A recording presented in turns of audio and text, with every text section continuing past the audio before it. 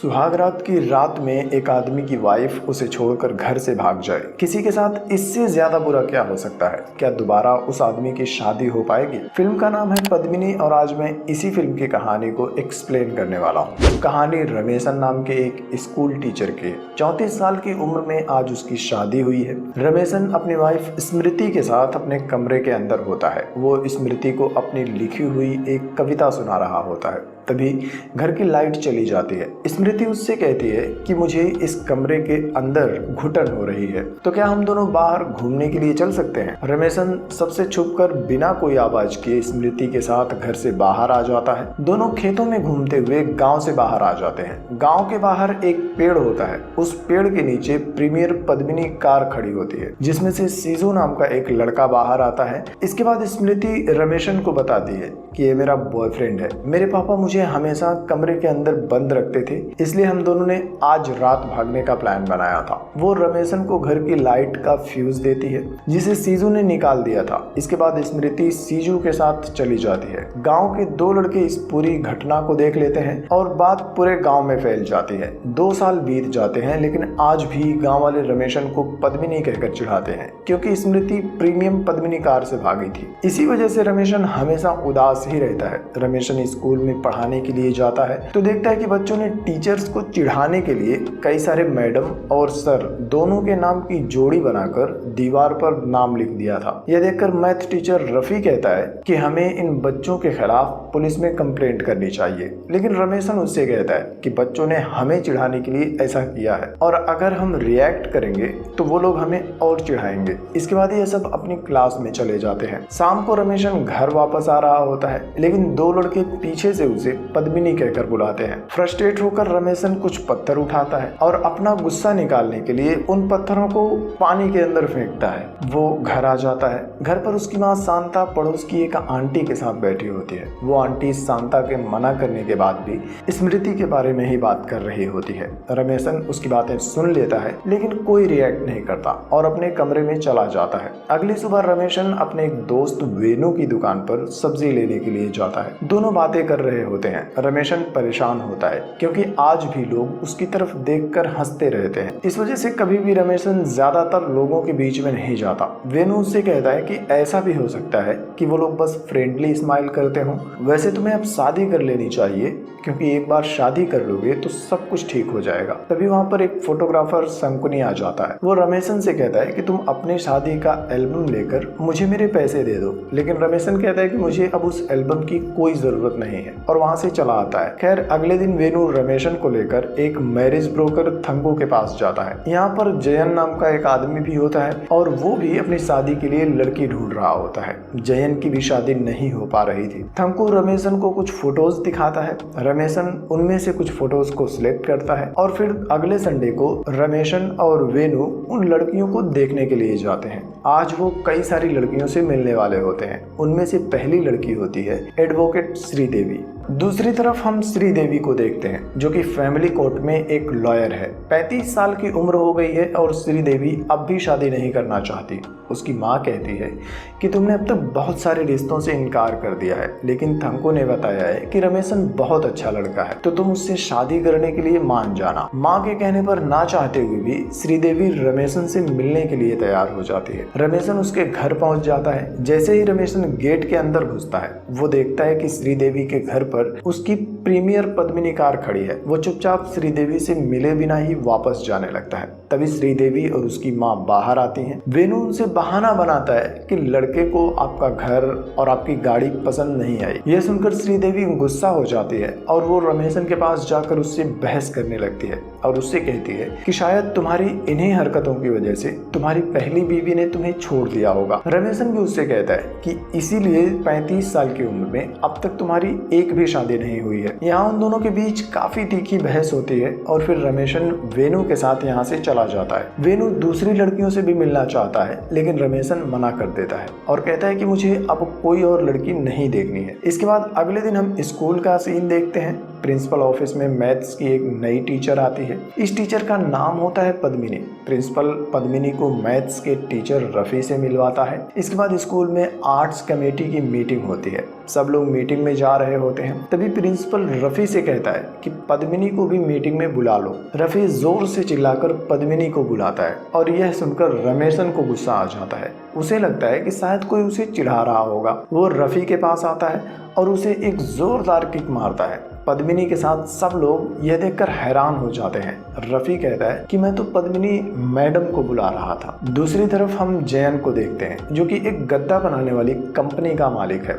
थंकू के कहने पर जयन भी श्रीदेवी से मिलने के लिए जाता है। जयन को श्रीदेवी पसंद आ जाती है, लेकिन श्रीदेवी उससे शादी करने से इनकार कर देती है। लेकिन जयन फैसला करता है कि अब वो हर हाल में श्रीदेवी से ही शादी करेगा। जयन अगले दिन से ही लकी ड्रॉ के नाम पर श्रीदेवी के घर पर गिफ्ट्स भिजवाता है। उसके घर के सामने ही अपनी कंपनी का बैनर लगवा देता है। श्रीदेवी को इंस्टाग्राम पर फॉलो करके उसके सारे फोटोज को लाइक करता है। श्रीदेवी पहले तो बहुत इरिटेट होती है, लेकिन धीरे धीरे वो जयन को पसंद करने लगती है और उससे शादी करने के लिए मान जाती है। इधर पद्मिनी रफ़ी से पूछती है कि उस दिन रमेशन ने आपको क्यों मारा था, जिसके बाद रफ़ी उससे सब कुछ बताता है और कहता है कि वैसे तो रमेशन बहुत अच्छा आदमी है, यहाँ का जमींदार भी है। कुछ दिनों बाद कॉलेज में एक कल्चरल प्रोग्राम होने वाला है, इसलिए सभी टीचर्स एक मीटिंग करते हैं। रमेशन और पद्मिनी भी इस मीटिंग में शामिल होते हैं। तभी एक मास्टर उनसे कहता है कि पद्मिनी की वजह से यहाँ बहुत कंफ्यूजन हो रही है, तो अब से हम सिर्फ नाम नहीं बल्कि पद्मिनी टीचर और पद्मिनी मास्टर कहकर बुलाएंगे ताकि कोई कंफ्यूजन ना हो। सब लोग हंसने लगते हैं। रमेशन को उसकी बात बुरी लगती है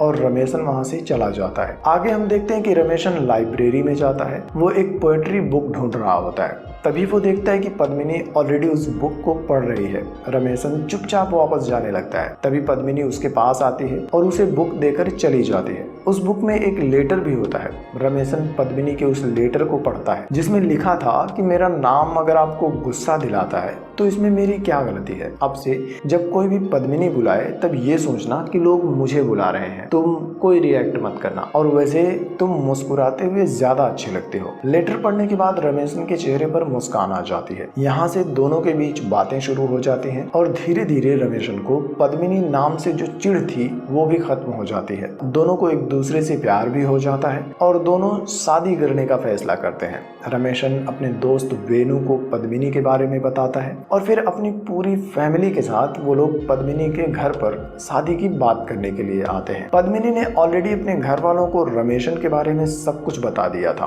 बातों बातों में पद्मिनी के अंकल रमेशन से कहते हैं कि तुम्हारा जो डिवोर्स हुआ है उसमें तुम्हारी कोई गलती नहीं है। तब रमेशन को याद आता है कि लीगली अब तक स्मृति के साथ उसका डिवोर्स नहीं हुआ है और ना ही आज तक रमेशन को डिवोर्स का ख्याल आया था। बिना डिवोर्स के वो पद्मिनी से शादी भी नहीं कर सकता है। पद्मिनी के अंकल भी उन्हें पहले स्मृति से डिवोर्स लेकर आने के लिए कहते हैं। अगले दिन हम कोर्ट का सीन देखते हैं जहां श्रीदेवी अपने क्लाइंट का डिवोर्स केस लड़ रही होती है और वो केस भी श्रीदेवी हार जाती है। यहाँ हमें पता चलता है कि श्रीदेवी ने अब तक कोई भी केस नहीं जीता है। इधर वेणु के साथ रमेशन फैमिली कोर्ट में आता है। पद्मिनी ने उन्हें अपनी एक एडवोकेट फ्रेंड के बारे में बताया था। कोर्ट में पहुंचने के बाद रमेशन उस एडवोकेट को कॉल करता है तो पता चलता है कि वो एडवोकेट कोई और नहीं श्रीदेवी है। श्रीदेवी उनसे कहती है कि पद्मिनी ने हेल्प मांगी है, इसलिए मैं केस लेने के लिए तैयार हूँ। वो रमेशन से एफिडेविट पर साइन करवाती है और कहती है कि अगर हम कोर्ट में म्यूचुअल पिटीशन डालेंगे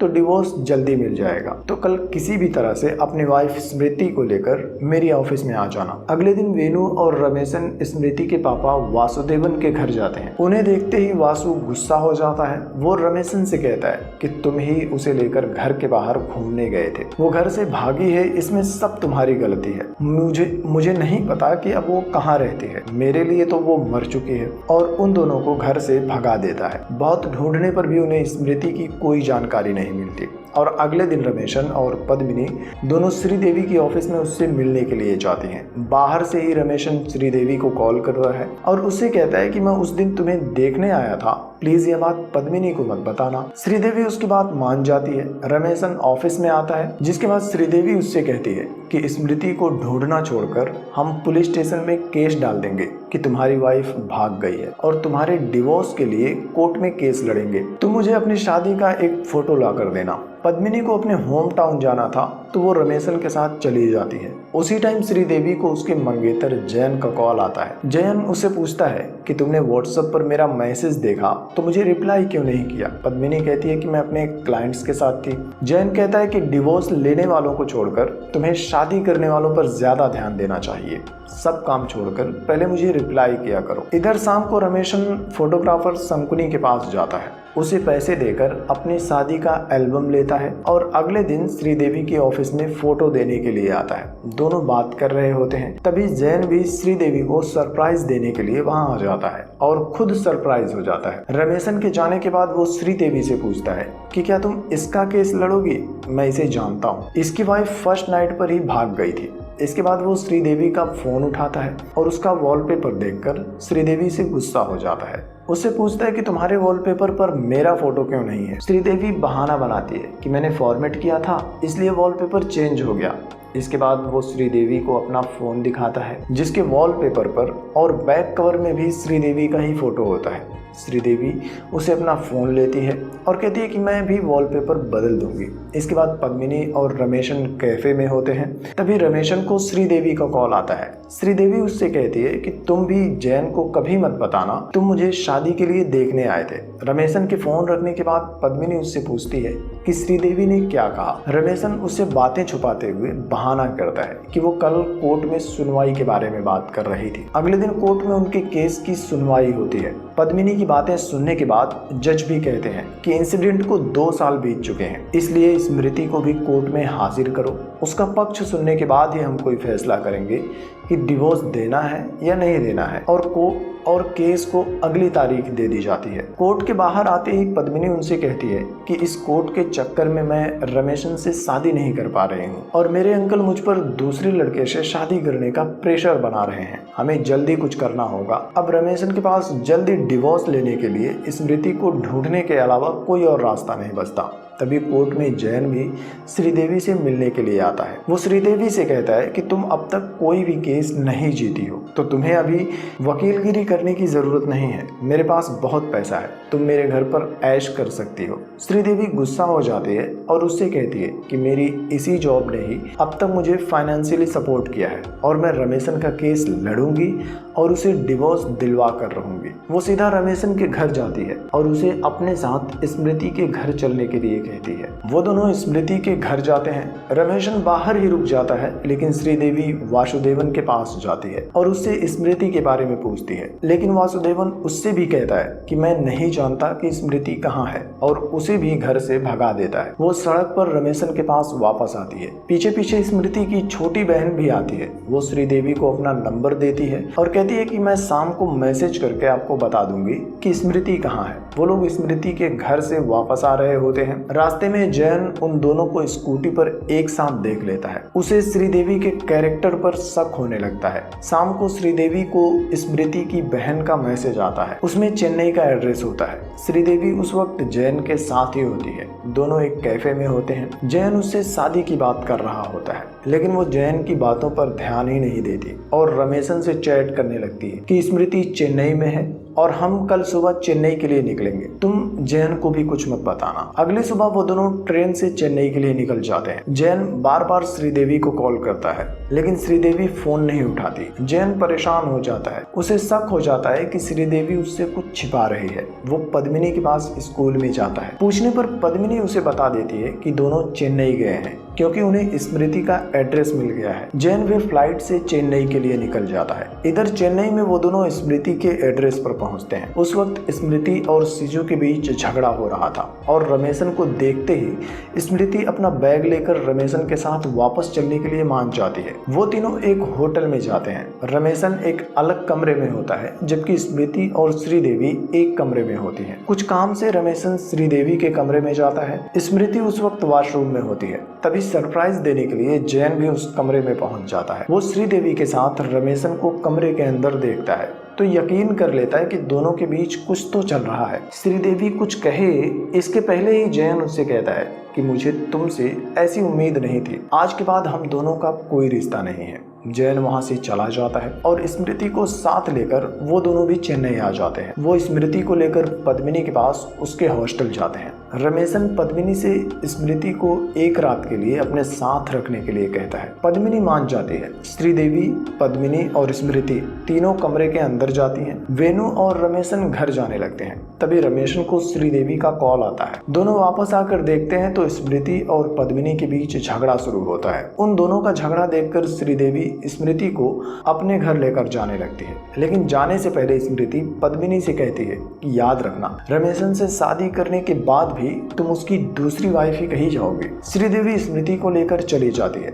लेकिन पद्मिनी बहुत नाराज होती है। वो रमेशन से कहती है कि उसने मुझे इतना कुछ कहा और तुमने कुछ भी नहीं किया। रमेशन कहता है कि फिलहाल हमें उसकी बातें सुननी पड़ेंगी, क्योंकि अगर उसने डिवोर्स देने से मना कर दिया तो प्रॉब्लम हो जाएगी।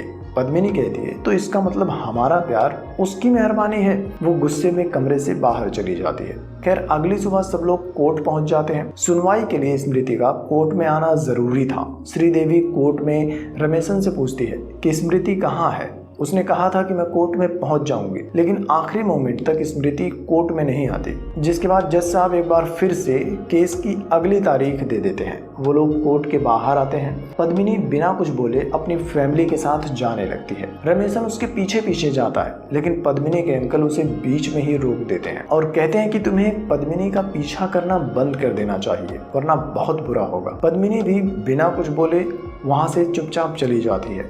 इसके बाद मायूस रमेशन उसी पेड़ के नीचे बैठा होता है। तभी स्मृति वहां आती है। वो रमेशन से कहती है कि मैंने कभी नहीं सोचा था कि मैं जिस पेड़ के नीचे तुम्हें छोड़कर भागी थी, उसी पेड़ के नीचे आकर तुमसे माफी मांगूंगी। मैं कोर्ट में नहीं आई क्योंकि सीजू किसी और से शादी कर रहा है। मैं अपने माँ बाप के घर भी नहीं जा सकती, तो मेरा फिलहाल इस दुनिया में तुम्हारे अलावा अब कौन है। उसी टाइम श्रीदेवी भी अपनी प्रीमियर पद्मिनी कार लेकर वहां पहुंच जाती है। अब यहाँ से सीन कुछ दिन आगे शिफ्ट होता है। हम देखते हैं कि सीजू ने मनीषा नाम की एक लड़की से शादी कर ली है। वो मनीषा के घर पर उसके साथ कमरे के अंदर होता है। तभी घर की लाइट चली जाती है। सीजू मोबाइल की फ्लैश लाइट ऑन करता है तो देखता है कि कमरे के अंदर मनीषा नहीं, स्मृति खड़ी है।